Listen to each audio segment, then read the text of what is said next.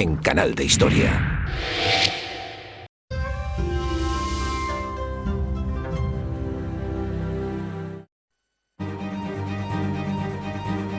Entre 1750 y 1850 se produjo un cambio en Gran Bretaña que no solo tendría efecto dentro de sus fronteras, sino en todo el mundo. Hubo un tiempo en que la agricultura era la primera actividad económica del país. El ritmo de vida era lento y los cambios aún más. En 100 años, Gran Bretaña asistió a la creación de las primeras fábricas del mundo, las primeras ciudades industriales y los primeros ferrocarriles. Asistió a la creación del trabajo como lo conocemos hoy en día, y hasta vio cómo cambiaba el tiempo. Para describir lo que estaba ocurriendo, tomaron prestado un término político. Era una revolución. La crisis y las oportunidades que trajo consigo crearon el mundo en el que vivimos hoy. La revolución industrial supuso una nueva organización del trabajo y la utilización de novedosas máquinas, algo a lo que se tuvieron que adaptar los edificios de la época.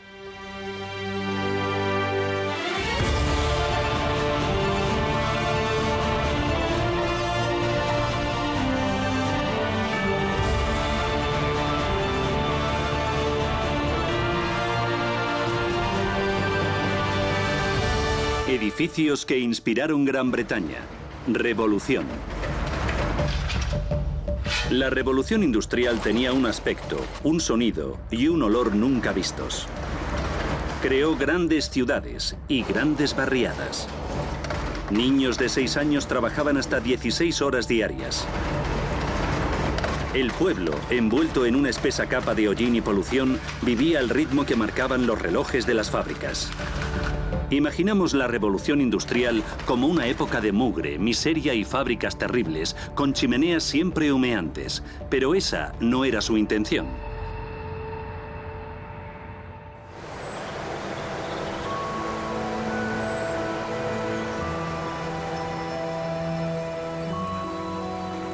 La revolución industrial empezó en el campo, concretamente en los ríos y arroyos de Shropshire, Derbyshire y Cheshire. Gracias a la fuerza del agua, un solo hombre podía hacer el trabajo de muchos. Claro que para eso había que construir los centros de producción en valles aislados como este.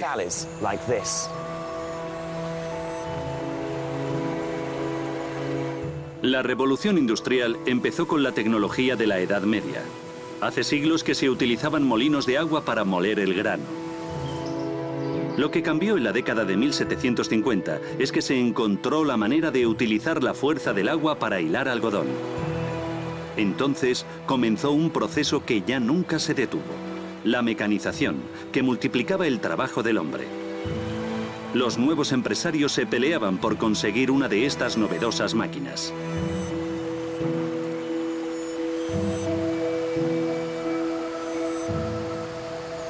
En 1874, Samuel Gregg, hijo de un comerciante de telas, arrendó una propiedad rural en Steyall, en el condado de Cheshire.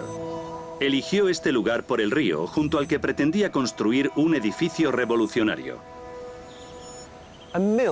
Estas fábricas eran algo completamente nuevo, así que los arquitectos que las diseñaron no tenían ningún modelo que seguir. Eso sí, tenían el estilo georgiano, típico de esa época, que es donde se inspiraron. La parte de abajo se parece mucho a las viviendas adosadas georgianas por las puertas y las ventanas, que parecen de guillotina, aunque no lo son. Y si alzamos la vista, el edificio recuerda a los establos de aquellas mansiones de campo, con su frontón, su reloj y un templete en la cima con su campana dentro. Ni siquiera la gente que lo construyó sabía que estaban ayudando a forjar una revolución. Era el orgullo de la familia Gregg, que vivía justo al lado de la fábrica. Proporcionaban a los trabajadores todo lo que necesitaban. A mí me recuerda a las aldeas modelo de la reforma agrícola. Pero se había producido un cambio fundamental. En las fábricas, los trabajadores se convirtieron en empleados. Antes de 1750, hilar y tejer eran actividades artesanales que realizaban particulares a su propio ritmo. Todo esto fue posible gracias a grandes inversiones de capital. La gente buscaba oportunidades de negocio, como se diría hoy en día. Lo que vemos aquí hoy es un potente centro de producción, pero en la época asumían un riesgo. Esta fábrica salió adelante con éxito, pero hubo otras muchas a finales del siglo XVIII que funcionaron durante 10 o 15 años y tuvieron que cerrar. En cierto sentido, lo más novedoso de la revolución industrial fue la organización del trabajo. Si un comerciante construye una fábrica es para controlar todo el proceso de producción. Y para los jornaleros de Cheshire, trabajar en una fábrica era una gran oportunidad. Aunque les pagaban por pieza, tenían trabajo regular 6 días a la semana durante todo el año y les daban comidas. No tenían nada que ver con lo que ocurría en el mundo agrícola.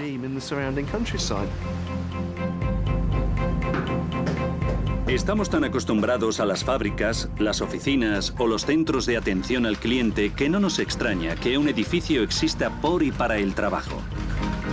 Aquí los empleados no eran dueños de sí mismos, sino que se convertían en engranajes de una máquina. Al entrar en estas fábricas, lo primero que te llama la atención es que no estaban construidas en función de la gente que trabajaba aquí. Estos eran los primeros edificios que se construían en torno a una máquina, como esta de aquí, que es una hiladora. En su día, había 2 como esta en la sala, lo que determinaba la anchura del edificio. Esta tiene 25 metros de largo y hacía el trabajo de 500 personas con una rueca. Y además es sencillísima de manejar. Hasta yo puedo hacerlo.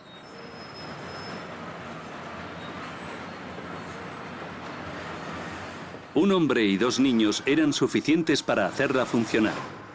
Era un trabajo peligroso, pero entre esas 3 personas estaban produciendo 385 kilómetros de hilo al día y había más de 100 máquinas como esta en la fábrica. O sea que con una plantilla de 380 personas, aquí se fabricaban 9,5 millones de kilómetros de hilo al año. La idea de un pueblo industrial era algo totalmente nuevo. La fábrica era algo nuevo y la maquinaria que tenían también. Pero lo que es realmente innovador es el cambio que se produjo en la vida de la gente.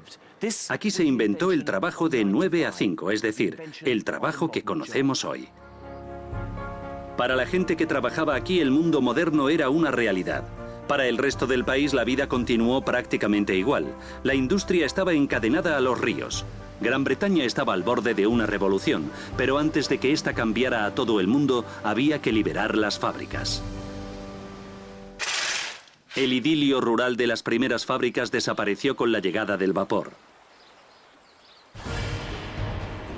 Ahora los empresarios podían construir donde les viniera en gana porque ya no necesitaban ríos, sino carbón.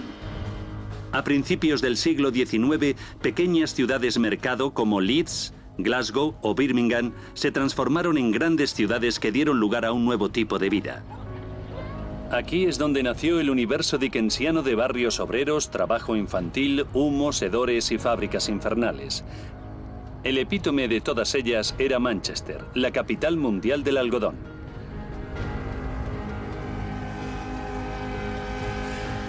El 30 de agosto de 1832, una joven del barrio de Chelsea se casó con un ministro de la Iglesia Unitaria y se fue a vivir a Manchester.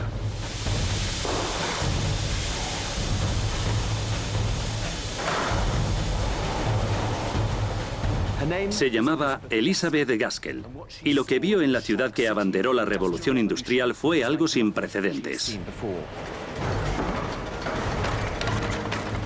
Las novelas de Elizabeth Gaskell abrían a sus lectores a un nuevo mundo lleno de fábricas gigantescas, en el que el ruido de las máquinas de vapor inundaba las calles y las ganancias aumentaban como la espuma.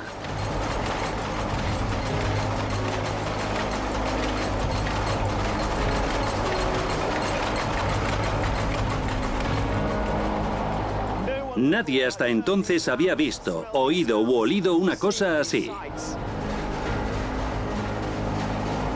De hecho, situó su novela Norte y Sur en el epicentro de este nuevo mundo, el mayor complejo industrial de Manchester, Murray's Mill, construido en 1798. Tras las catedrales, estos eran los mayores edificios que se habían construido nunca en Manchester, verdaderos templos al nuevo dios de la industria. Eran el producto de una fiebre constructora sin igual desde la conquista normanda. Además, hay que recordar que esta fábrica no estaba sola. En cada rincón de la ciudad se levantaban fábricas y más fábricas. Dos escoceses, los hermanos Murray, vinieron a Manchester para construir la primera fábrica que empleaba el vapor como fuente de energía, un coloso de 7 plantas. 4 años después construyeron otra, y no se pararon ahí. Lo que hacía únicas a estas fábricas es que funcionaban con máquinas de vapor. Necesitaban entonces una gran chimenea, que es lo que caracteriza a las ciudades industriales como Manchester. Si las ciudades históricas inglesas se reconocen por los pináculos de sus catedrales, este era el símbolo de la revolución industrial. El vapor suponía una gran ventaja, ¿no? Antes, las fábricas dependían de la fuerza del agua, pero con la llegada del vapor surgieron nuevas oportunidades de colaboración.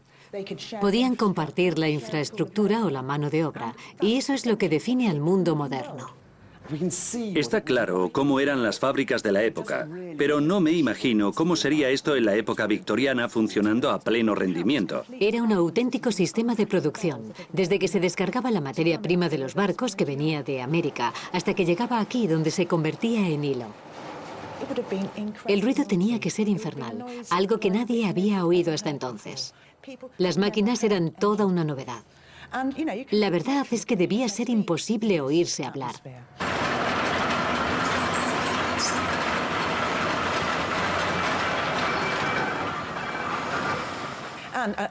Y otra de las cosas que causaron furor es que todo estaba iluminado con lámparas de gas, o sea que tenían luz artificial. Sería un gran avance, ¿no? Porque así ya no dependían de la luz del sol para trabajar. Era un espectáculo nunca visto en la época. Un edificio tan grande ya era algo excepcional. Pero que estuviera todo iluminado por las noches era algo absolutamente extraordinario.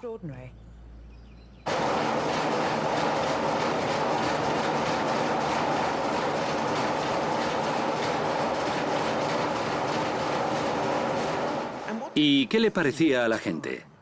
Llegaron en masa a la ciudad. Venir a Manchester era una maravilla, porque en las fábricas había trabajo para toda la familia. Y era verdad. Vino gente de todo el país, y lo que hacían era dejar a los niños pequeños en casa, con la familia, y venir a trabajar con los mayores, porque había trabajo para todos. Cada día a las 6 de la mañana se cerraba la verja de la fábrica. Quien no estuviese allí se quedaba sin trabajar. Aquí respetar los horarios era tan importante como en un monasterio medieval. En el interior hay 2 escaleras distintas, una para la dirección y la otra para los empleados. Una ciudad industrial era básicamente capitalista. Los trabajadores eran una materia prima más por la que pujar. Sus necesidades no se tenían en cuenta. Lo único que interesaba era ganar dinero. Para eso habían venido los empresarios a Manchester. Lo primero que se construyó aquí fue esto, el canal. Lo hizo el duque de Bridgewater, tras descubrir que sus propiedades de Worsley eran ricas en mineral. Necesitaba traer el carbón a Manchester y por eso mandó construir el canal que hoy lleva su nombre, Bridgewater.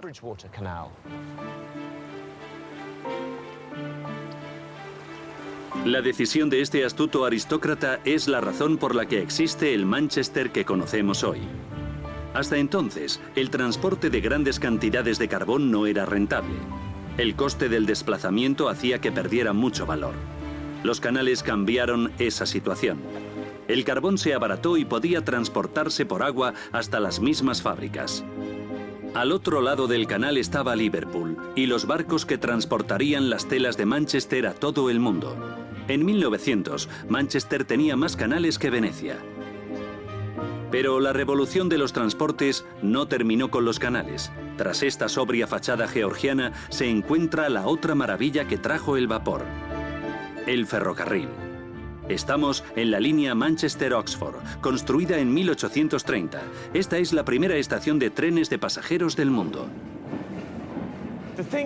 Lo que más me sorprende de esta estación es que, a pesar de ser la primera que se construyó, tiene casi todos los elementos de las estaciones de hoy en día. Pero hay una diferencia básica. El andén está al mismo nivel que las vías, y no más alto, como en las estaciones modernas. La razón de esto es bastante sencilla, y es que los vagones de tren estaban inspirados en los coches de caballos, a los que se subía con una escalerilla. Tuvieron que improvisar sobre la marcha. Esperaban 200 pasajeros al día y se encontraron con miles de ellos. Además, el ferrocarril le hacía competencia a los canales para el transporte de mercancías.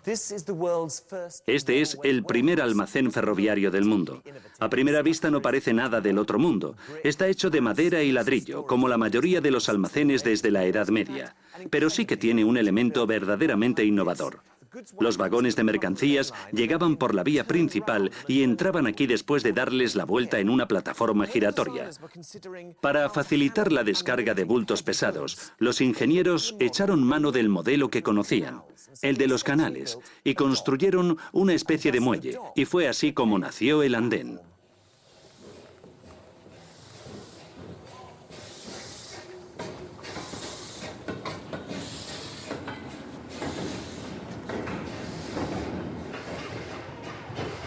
En solo una década el ferrocarril se extendió por toda Gran Bretaña, uniendo pueblos y ciudades y haciendo posible un mercado nacional para los productos de la industria. Stephen Parisian ha viajado de Londres a Bristol por la mayor línea de ferrocarril de la época victoriana. He venido a ver el mayor edificio de los que visitaremos. Fue concebido por uno de los mayores ingenieros del siglo XIX, y quizá de la historia, Isambard Kingdom Brunel. Y no me refiero a la estación de Paddington, donde me encuentro ahora, sino a la gran línea de ferrocarril del oeste que podríamos considerar como una sola construcción de 150 kilómetros de largo. Con este ferrocarril, los comerciantes de Bristol pretendían que su ciudad se convirtiese en el puerto principal para los barcos que iban a América. La gente podía tomar el tren en Paddington para ir a Bristol, donde montarían en uno de los barcos de vapor del propio Brunel, que los conduciría hasta Nueva York. ¿Cómo era la estación en la época de Brunel? Muy diferente a ahora. En esta zona central estaban los trenes. La estación tenía dos zonas separadas, una para las salidas, por allí, y otra para las llegadas, por allá, como en los aeropuertos. La estación estaba diseñada pensando en una rica familia victoriana que se dirige a su casa de campo en el oeste de Inglaterra. El cochero los dejaría directamente en la sala de espera. Un criado iría a buscar los billetes al vestíbulo. Los caballos viajarían en un compartimento especial y las maletas irían en el vagón del equipaje. O sea que es un edificio eminentemente práctico, pero entonces, ¿para qué gastar dinero en detalles puramente decorativos? Es irónico, porque esto es lo que Brunel quería, pero sus directores no estaban de acuerdo. Podría parecer que esto se hizo para satisfacer el capricho de los directores de la estación o de las clases altas, pero nada de eso. Ellos querían una estación lo más barata y simple posible, pero Brunel se permitió ciertas cosas. Me alegro de que se saliera con la suya. Desde luego. Cuando empezó a construir la línea de ferrocarril del oeste en 1834, Brunel solo había viajado en tren una vez, pero estaba seguro de que podía construir algo mejor.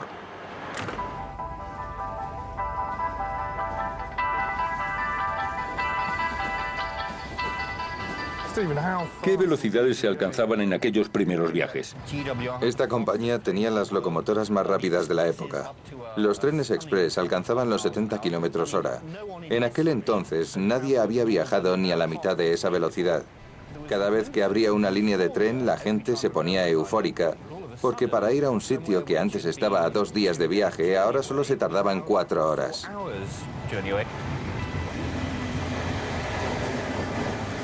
¿Y cómo eran de cómodos? ¿Los asientos eran parecidos a estos?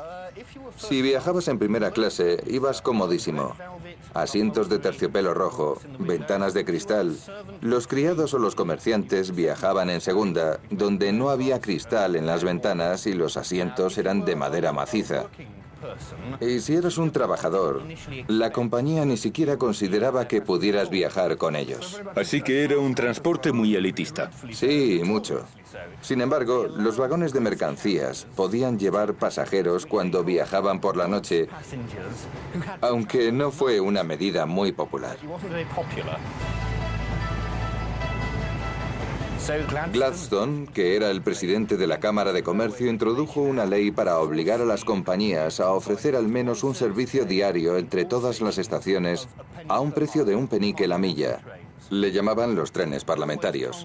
El ferrocarril transformó la sociedad de una manera que ni ellos mismos habían anticipado. Por ejemplo, nunca imaginaron que el tren nos llevaría a trabajar ni que nadie que no fuera rico lo cogería para ir de vacaciones. No llevaban decenas de miles de personas al año, llevaban millones. Esto es lo que hace la línea del oeste tan especial para mí. Swindon. Aquí es donde te das cuenta de que se trataba de un solo ente. Swindon era el cerebro de la línea ferroviaria del oeste. Aquí transformaban la materia prima en todo lo que hiciera falta. Este es un edificio fantástico. ¿Para qué se empleaba? Aquí era donde se montaban las locomotoras y donde se fabricaba todo lo que circulaba sobre las vías. Vagones de pasajeros, vagonetas, vagones de mercancías. En torno a 1900, tenían 20.000 empleados. El pueblo que está aquí al lado existe gracias a esta empresa. El ferrocarril del oeste era una línea autosuficiente. Tenía trabajadores con conocimientos de lo más particular, como comprobar el estado de las ruedas a oído o saber cambiar las agujas. Y para animarlos a mudarse a un lugar perdido como Wiltshire, hasta les ofrecían alojamiento. El pueblo modelo que construyó la compañía tenía todo lo que podían necesitar los trabajadores.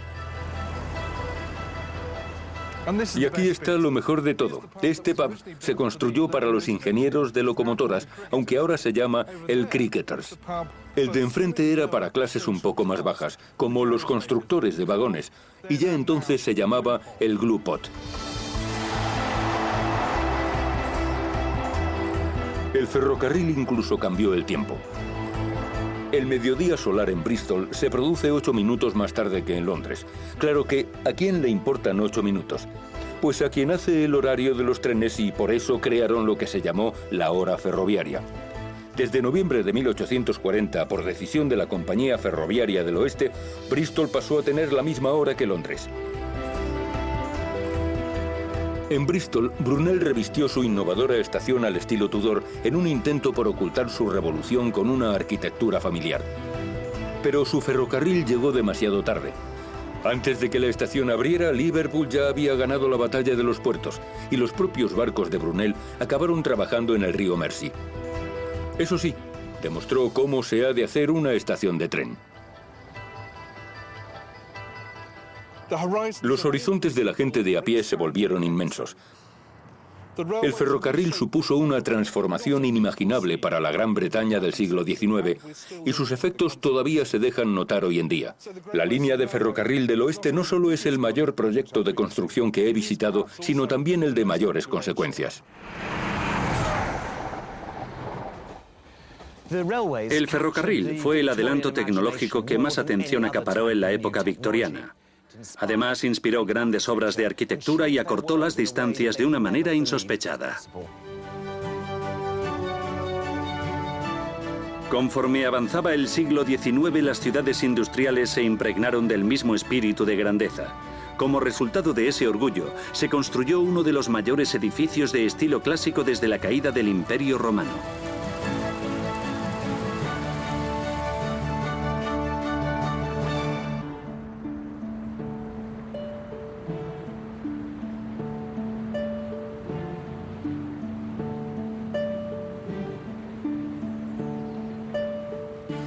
Estamos en 1830. Liverpool estaba a la cabeza de las ciudades emergentes en tamaño y prosperidad. Era una ciudad burguesa y a mucha honra. Lo que le faltaba por demostrar, como a otros centros industriales del norte de Gran Bretaña, es que no solo sabía de dinero, sino que también era un lugar de cultura.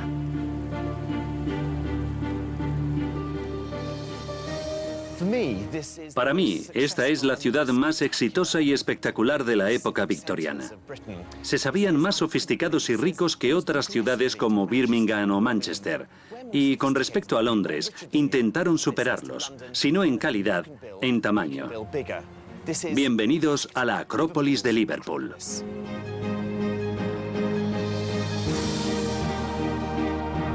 Se decidió que la ciudad necesitaba renovar su auditorio y su palacio de justicia, y lo que construyeron fue un edificio clásico de los que no se veían desde la antigüedad, el St. George's Hall.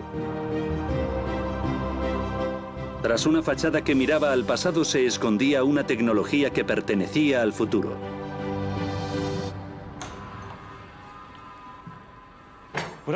Un sistema de aire acondicionado de la época victoriana que milagrosamente ha llegado hasta nuestros días. Se trata de un ingenio de dimensiones gigantescas. A lo largo de 2 plantas subterráneas del edificio se extienden cientos y cientos de metros de conductos del tamaño de un pasillo. Bajo mis pies hay máquinas de vapor destinadas a mover masas de aire frío y caliente. Para que el aire entrara en estos conductos de ventilación, un operario abría tapas como esta. Y por aquí, el aire se distribuía hasta las estancias superiores.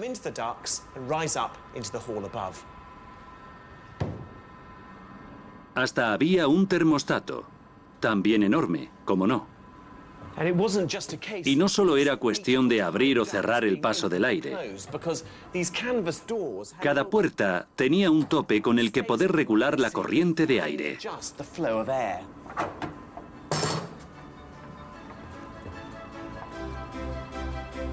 Claro que estando en Liverpool, seguro que lo usaban más a menudo para calentar las salas.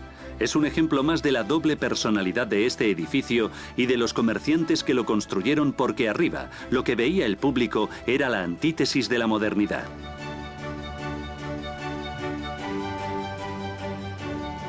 Las dimensiones de esta estancia son abrumadoras. Está inspirada en las termas de Caracalla, en la antigua Roma. Y su factura es digna de la original. En la balaustrada de ahí arriba se pueden ver distintos tipos de mármol y alabastro. Y también están estos gigantescos pilares, hechos de granito pulido. Pero mi elemento favorito son estas maravillosas puertas de bronce, por sus intrincados motivos decorativos. Y lo más gracioso es que se apoderaron de un lema romano, adaptándolo a su época. Aquí pone SPQL, que quiere decir el Senado y el pueblo de Liverpool. Un edificio tan impresionante como este, en el que todo está calculado, dice mucho de la gente que lo construyó. Lo primero que nos dice es el momento de prosperidad que se vivía en el Liverpool del siglo XIX. Y era la primera gran construcción que no tenía una relación directa con el comercio. Eso parece, si te fijas, la aduana, la estación del tren, el puerto, son lugares que están directamente relacionados con los negocios. En el Liverpool de principios del siglo XIX todo giraba en torno a eso, y este edificio muestra la aspiración a convertirse en algo más que un gran mercado. En un sitio donde pega tanto el viento como Liverpool, ¿cómo es que se les ocurre construir como si estuvieran en Grecia o en Roma? Por un lado, porque la antigüedad representa la riqueza y el esplendor más que ninguna otra época. Pero también porque apela a la cultura y a ciertos valores con los que los artífices de este edificio querían identificarse. Así, de entrada, no resulta muy claro para qué lo empleaban en la época. Se hacían cosas muy distintas aquí dentro.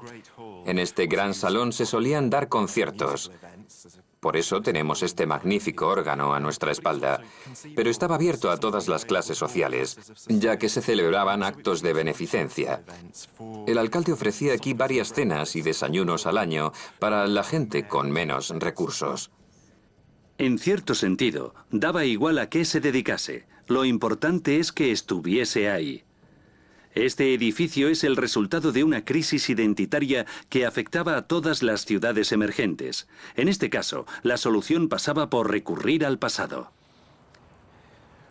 Los grandes comerciantes de Liverpool manifestaban una enorme confianza en la economía, pero les abordaba una cierta incertidumbre arquitectónica a la hora de mostrar al mundo el orgullo que sentían por su ciudad. Al igual que Liverpool, todas las grandes ciudades industriales padecían este problema. Todas echaron la vista atrás, a la época dorada de la civilización europea, para demostrar que ellos también estaban a la altura de la antigua Roma, del mundo griego, de las ciudades-estado del Renacimiento o incluso de la Edad de Oro de los Países Bajos en el siglo XV. En 1750 Manchester y Leeds eran ciudades-mercado de tamaño medio. En 1850, en las ciudades industriales del norte, vivía tanta gente como en Londres. Estas ciudades no solo necesitaban un nuevo estilo arquitectónico, tenían que crear toda una serie de edificios e instituciones que respondieran a tal aumento de población. Y no solo se trata de las ciudades. En la época victoriana, se construyeron monumentales edificios públicos, incluso en pueblos y aldeas. Ayuntamientos, bibliotecas, juzgados, comisarías de policía, su arquitectura reflejaba el orgullo de los habitantes por el lugar donde vivían. Por primera vez en la historia británica, el gobierno, a través de los ayuntamientos, empezó a implicarse de lleno en la vida de la gente.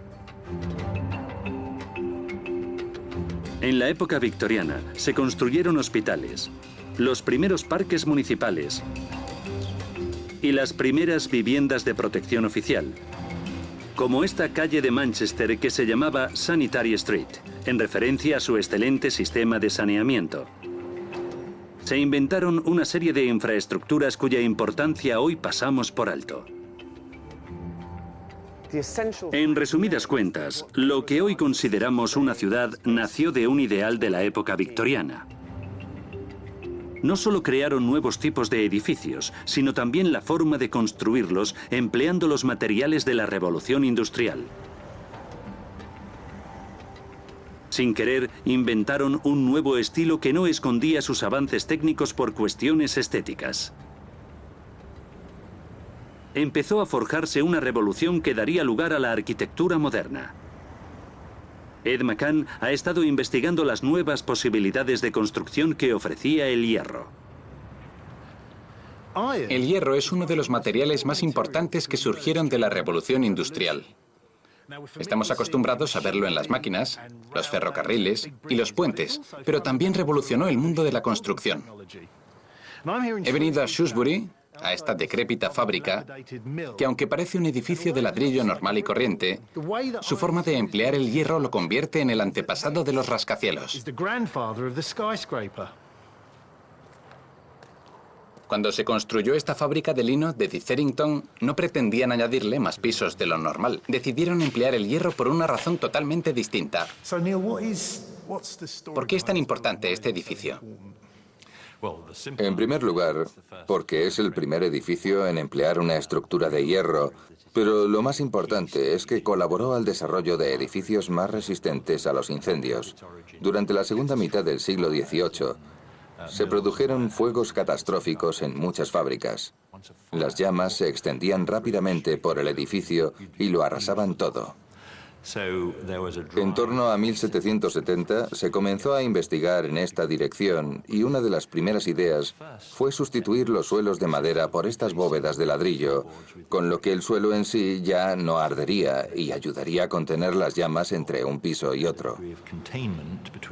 Claro que así el suelo se vuelve muy pesado y hacen falta columnas de hierro fundido para sostenerlo, aunque seguían utilizando vigas de madera. Más adelante se reemplazarían esas vigas por otras de hierro fundido, con lo que en el edificio no había ya ningún material combustible. ¿Crees que habría resistido un incendio?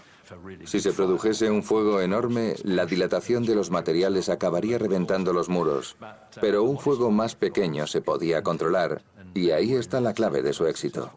Así que todas estas columnas son iguales.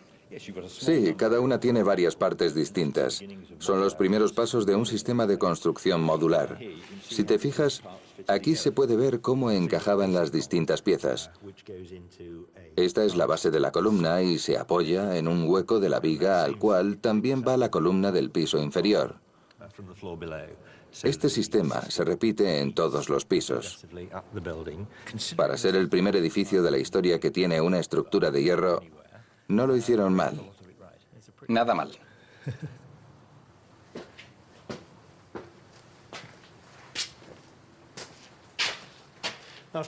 Estoy justo debajo del tejado para ver de cerca un detalle que me parece muy importante. Esto no es como una junta de hoy en día.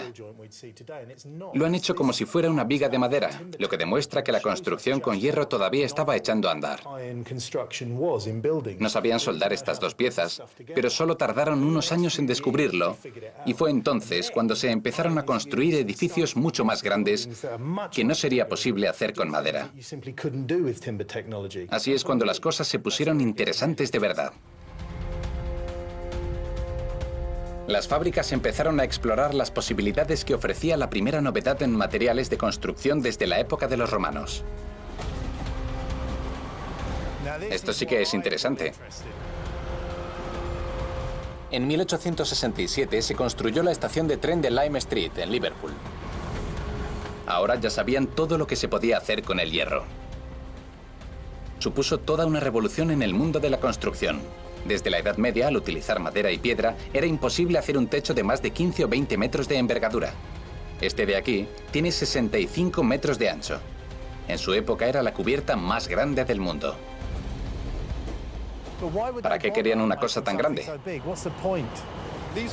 En las estaciones solía haber mucho humo. Un techo alto ayuda a disipar la humareda. Se suele establecer una analogía con las catedrales. No solo por su gran tamaño, sino por la competición que había entre ellas. Si en la Edad Media se intentaban construir templos cada vez más grandes, en la época victoriana pasaba lo mismo con las estaciones de tren. Y mirando los arcos no se ven alusiones a la antigua Grecia, como volutas o cosas así. Y es porque no había sitio. Era un estilo muy parco. Cada tornillo está ahí porque es absolutamente necesario. Cierto, hay que recordar que se trataba de un tipo de edificio totalmente nuevo. Otra cosa que llama la atención es que una cubierta así se debía de colocar enseguida. Se puede montar cada arco en el suelo, ponerlo en su sitio y pasar al siguiente. Sin duda. El ritmo de construcción era rapidísimo. Es una técnica que mira ya al futuro, tanto por la rapidez de ejecución como por la calidad de los nuevos materiales. Hacia finales de siglo, los arquitectos que hasta entonces habían ignorado este tipo de edificios empezaron a verlos como el modelo del que saldría el nuevo estilo del siglo XX.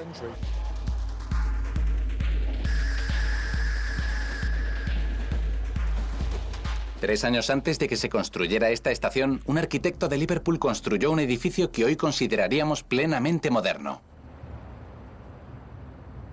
No es un edificio muy conocido, pero es de una importancia capital. Emplear hierro para construir estaciones es una cosa, pero lo que han hecho aquí es romper con 1000 años de tradición de construcción en piedra para emplear una técnica completamente nueva. A este edificio de aquí le falta muy poco para ser un rascacielos. Una fábrica de lino tenía una estructura interna de hierro, pero los muros seguían siendo de ladrillo. Este edificio ha ido un paso más allá. En la fachada, esas columnas de piedra esconden, en realidad, columnas de hierro. La piedra solo sirve para embellecer. El hierro es lo que soporta el peso. Y eso es un gran cambio. Si construyéramos un edificio de 11 plantas de piedra, la pared tendría más de 2 metros en la base y no habría espacio para las ventanas. Las columnas de hierro, de apenas unos centímetros de grosor, te permiten levantar varios pisos al tiempo que dejan espacio para las ventanas. Así están hechos los rascacielos. Gracias a esta estructura podríamos seguir añadiendo pisos. Esto es un rascacielos y se inventó en Gran Bretaña. La necesidad de inventar, experimentar y mejorar se adueñó del mundo del trabajo. El extraordinario éxito económico de la revolución industrial acarreó grandes mejoras, pero también tuvo consecuencias negativas. La población de las ciudades crecía sin parar y empezaron a surgir problemas sanitarios y de vivienda. Se alcanzaron niveles de miseria que no se veían desde la Edad Media. Una creación victoriana quiso poner fin a esa pesadilla, y 15 millones de británicos continúan viviendo en ella. Entre 1800 y 1850, la esperanza de vida en las ciudades británicas se redujo a la mitad. Un varón en Liverpool solía morir antes de cumplir los 27 años. Ese era el lado negativo de la industrialización: infraviviendas, pésimas condiciones de trabajo y contaminación. Frederick Engels describió las barriadas de Manchester en la década de 1840. Había escombros por todas partes. Las casas eran pequeñas, de una sola planta y una sola habitación, donde se cocinaba y se dormía. En un agujero de 1,50 metros de largo por 2 de ancho había 2 camas. Vivían peor que los animales.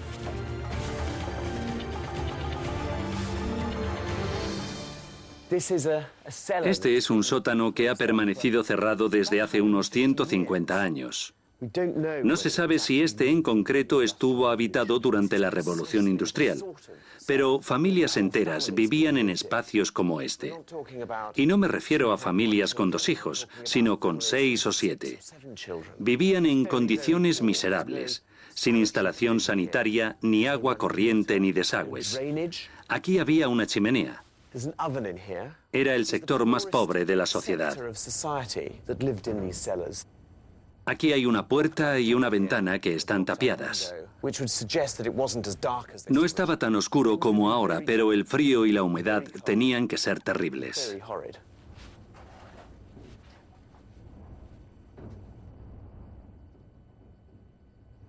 Sitios como este también forman parte de los edificios que inspiraron Gran Bretaña. Ante toda esta miseria, la Gran Bretaña victoriana tuvo que reaccionar. Unos 15 millones de británicos todavía viven en uno de los edificios más comunes de aquella época, las casas adosadas. He venido a un lugar que no solo representa a la perfección la revolución industrial durante la época victoriana, sino que pone nuestra historia de actualidad. Estamos en Nelson, a 30 kilómetros al norte de Manchester. Es una de las muchas ciudades que surgieron en torno a una fábrica en el norte de Gran Bretaña.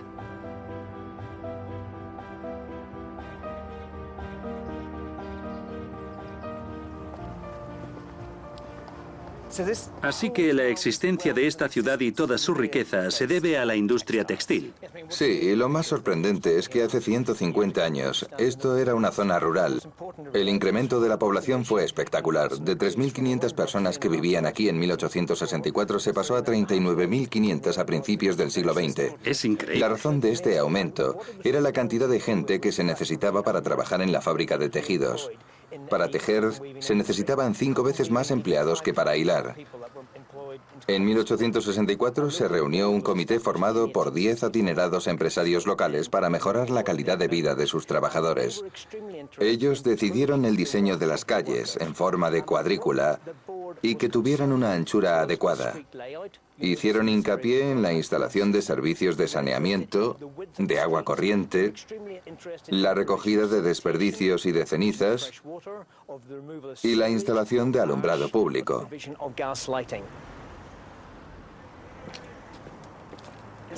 Mucha gente piensa que las casas están pegadas por la parte de atrás, pero no es así. No, son adosados, pero tienen un patio detrás que da a una calle más pequeña. Lo más importante es que por aquí pasaban los servicios municipales.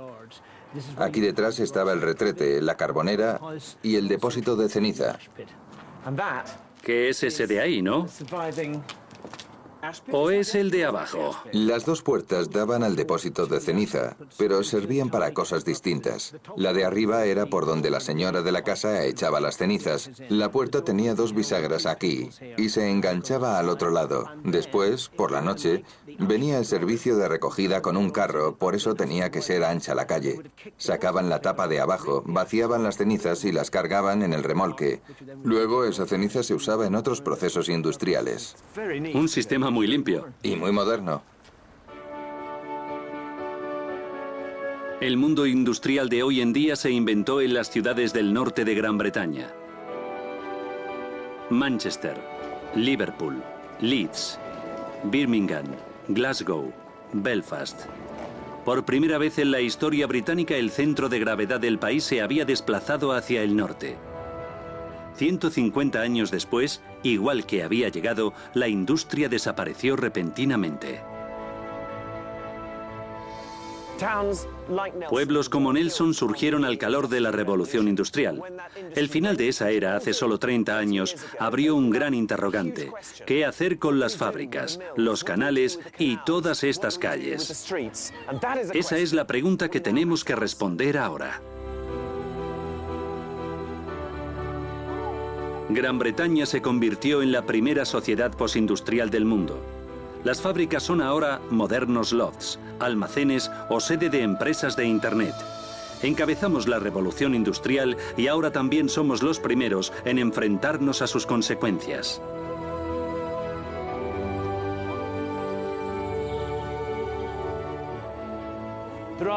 Algunos acontecimientos de nuestra historia tuvieron una repercusión global. El más importante de ellos es, sin duda, la revolución industrial. No solo cambió nuestra manera de vivir y pensar, sino que creó toda una serie de nuevos edificios.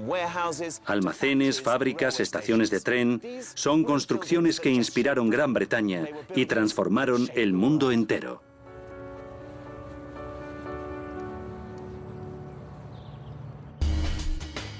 En el próximo capítulo observaremos algunos edificios vanguardistas del siglo XX que rompieron con toda la tradición arquitectónica en Gran Bretaña. ¿Pero estamos ante los predecesores de la arquitectura del siglo XXI?